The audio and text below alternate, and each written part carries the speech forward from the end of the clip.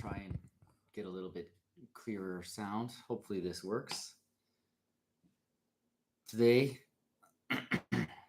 it's been tough getting to this point, but I finally arrived at the live stream.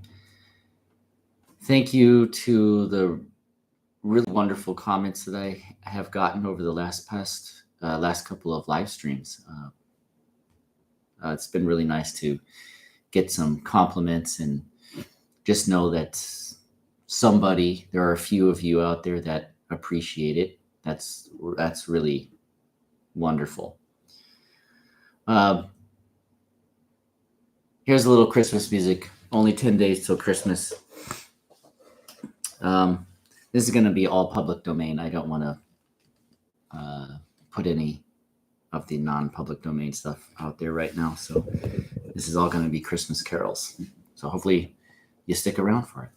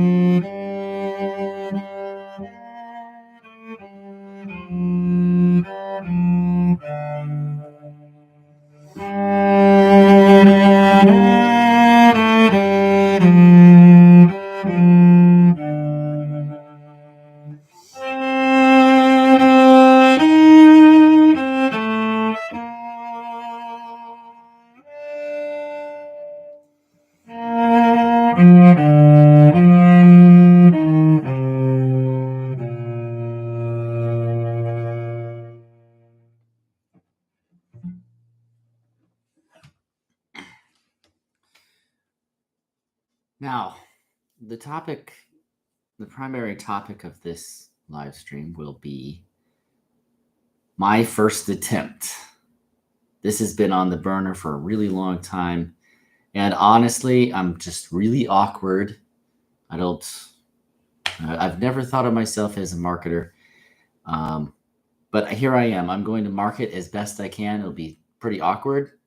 And, everybody is trying to find something that will help others. The business is like that. You try to fill a space that potentially will help other people. And at the same time, you earn some money doing it. So what I've done is create a PDF and also short tutorial videos that go along with this PDF. Now, I could have chosen any beginner music, really, or just plain old open strings, maybe some scales. But I chose Hugo Schlemmüller's Opus 19, the very first cello pieces for the young cellist, as the place to go. I just think that it works really well.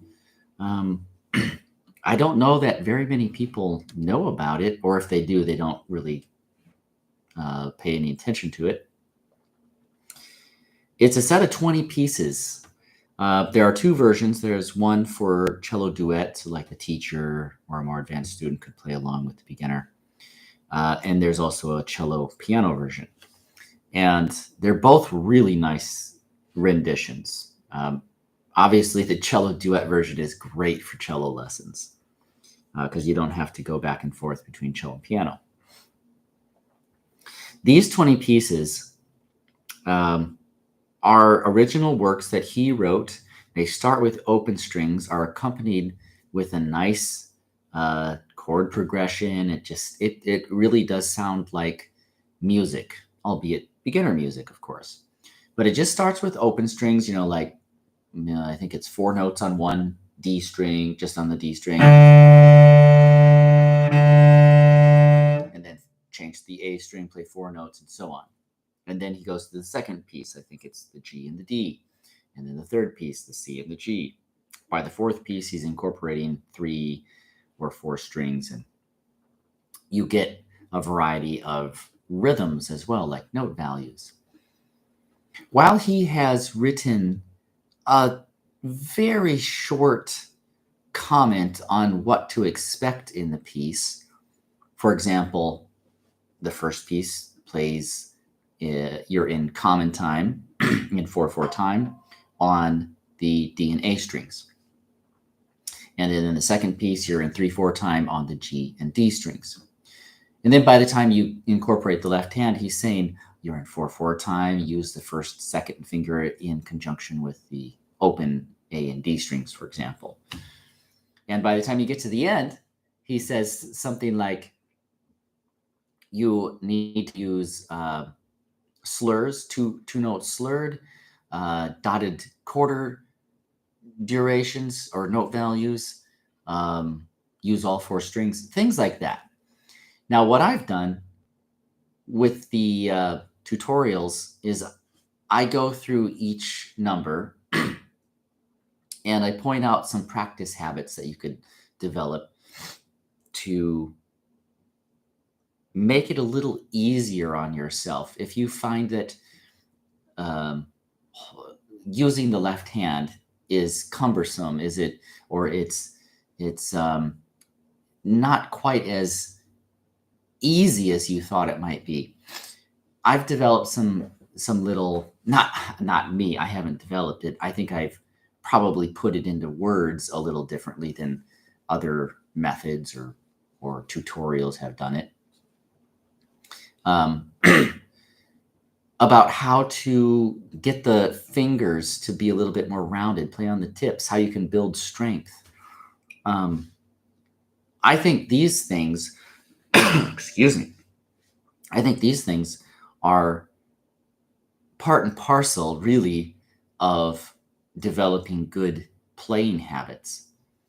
And I have found in the hundreds of students that I've taught, and specifically in the dozens of students that I've taught in the last year or two, more specifically, that applying these kind of habits gives the student a one-up.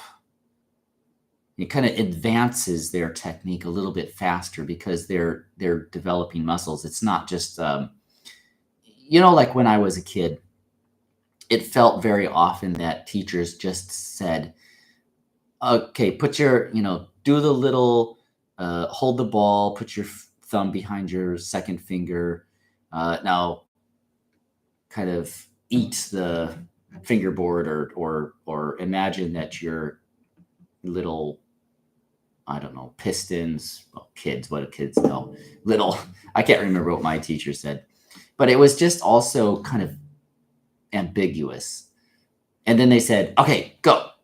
Play your first finger, play your second finger, and so on. Now, this was my personal experience, I felt, from what I can remember. And that's what I observed quite a lot with other teachers. And I just kept thinking, man, it just seems like you could help kids, beginners in general, regardless of age, to functional at a little higher level, a little more higher degree of competence right from the beginning, if you could get them to do some finger strengthening exercises, or to think of the fingers individually or as a whole, or in a more fluent manner. All right, this is what I wanted to talk about. I'm going to throw up a couple of screenshots onto my community tab, And I hope that you go over there and just check it out. And you can view my preface that I've written. You can look at the very first piece number 1 with some annotations, and you can get a very small snippet and feel for what it's like. At the very least, I would love to hear your thoughts, or maybe you have some questions about what it is all about. Um, I think if if um, if you need a little more information, I guess I probably should oblige somehow to get you more interested, I suppose. But I'm going to play just now that I'm saying that, I'm going to play just a tiny little bit with some commentary as I do it. This is the first piece that I was just talking about. You know what? Before I do that, I just want to read what I will post. I'm going to give it to you here, or at least a snippet of what I'm going to post. And it is...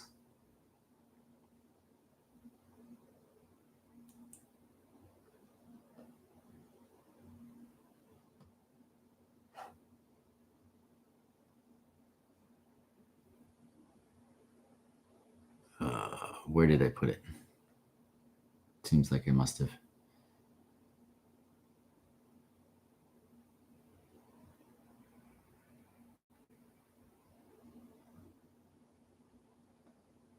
Oh, I guess I changed quite a few things. I have it here on my phone. That's the trouble of doing something and holding on to it for a very long time. I have revised it so many times that it's kind of silly of me to do this right now, almost, because I can't keep track of what I'm doing. It comes from the section "What you get in this guided study." Maybe I'm just looking in the wrong place. What you get in this guided study. Well, maybe I don't know what I'm doing.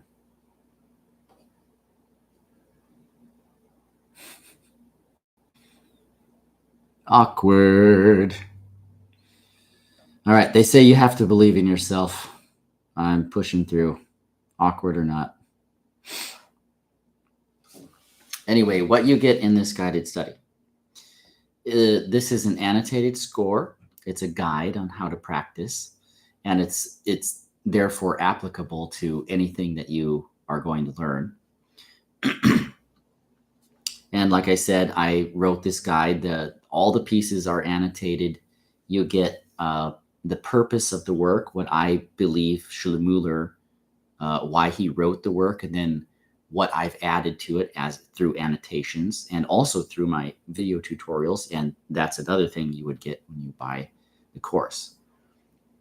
You could choose to just get the annotated PDF if you like for a reduced price.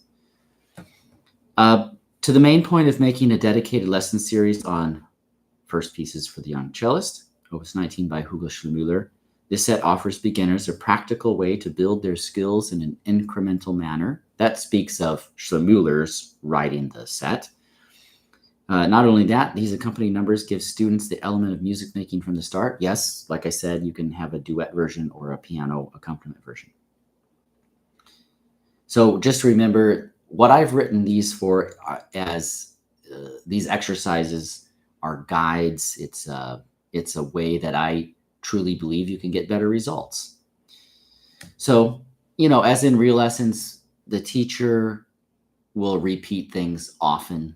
It's very important to make the observations and repeat what you've said, and maybe even approach the repetition, as it were, from a slightly different angle, wording it differently, or trying to get the student to do something, but from a different perspective even. So, I mean, these annotations, there's quite a lot of repeating, but the point is that you need to hear what those things are for most of us. I mean, there's a very few number of us who maybe find them even irritating and don't need to have all that repetition because you already get it. And in that case, you can just skip over quite a lot. Okay, so the first number is called tone piece. And I'm going to give you two examples of what you can do to prepare to play this specifically with the left hand. I love this exercise. I think this does wonders for the left hand. This is not my own invention. I've seen it with dozens of teachers doing it on all the stringed instruments. And this, when you apply this, I think students get an enormous benefit from it. So one of them is go through and do a left hand pizzicato of all the notes. And in piece number one, it's very simple. You know exactly what to do because you're only playing open D and A strings. So for example, I'm going to go through the entire piece counting rather fast because it's all whole notes, which means that every note gets 4 beats. 1, 2, 3, 4.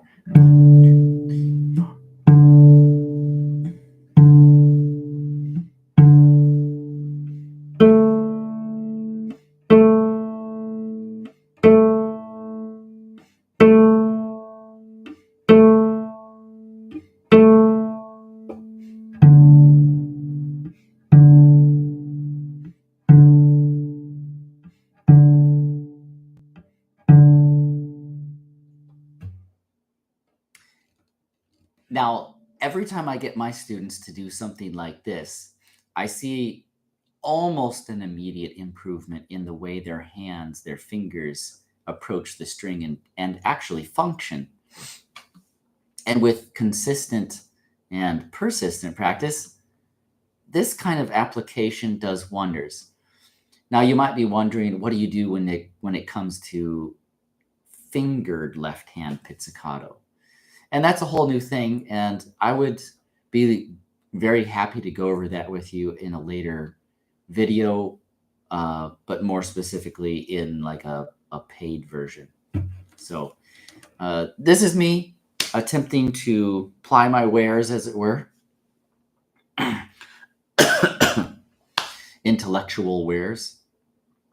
And yeah, I'm a teacher. I need to earn money just as every other person on this planet has a need to earn money because that's the way the world works. You need to earn money. And I would love to be able to help somebody. And you would be helping me by paying for the service, paying for the PDF and the videos. All right. I want to play a little bit more Christmas music. I'm going to end this. Excuse me. I need to drink more water. In this live stream, well, probably, I will end it with this one. Where is it? Here it is.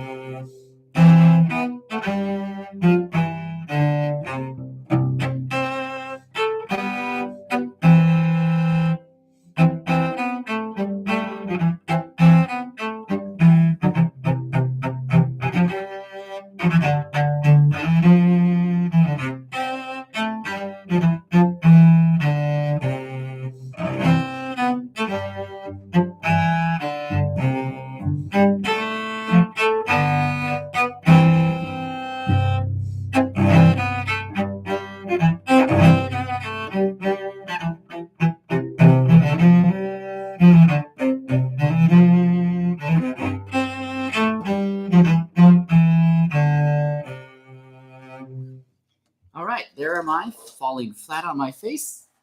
But I don't know. I might leave this up for a little bit, and at least I'll leave the talking part up. But I'll probably end up cutting out some of this other stuff. But I do want to play one more because I really, really messed up the Joy to the World. So let's see here. Here's one that is in public domain. Oh, coming in.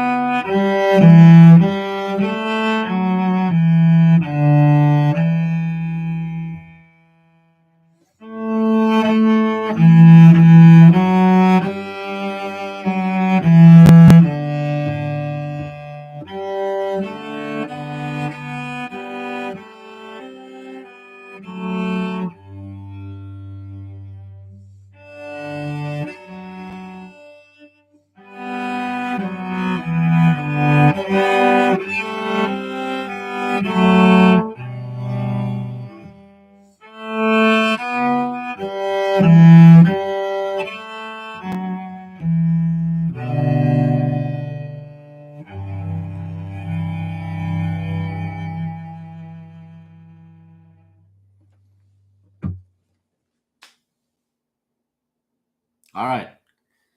Press like, subscribe, and take my course. Tell me what you think it's like. Tell me how you appreciate it. And if you don't know how to get access to it, send me a message and I will show you how to do that.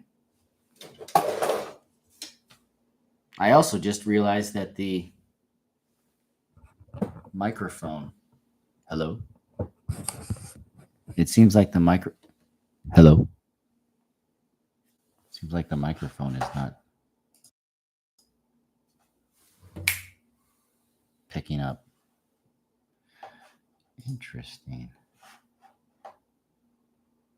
When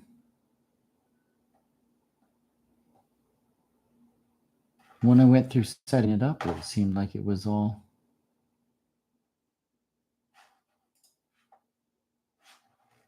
working properly.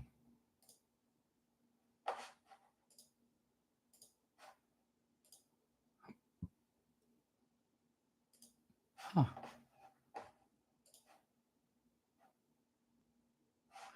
All right. Well, it seems like it's not working properly. So, see you next time.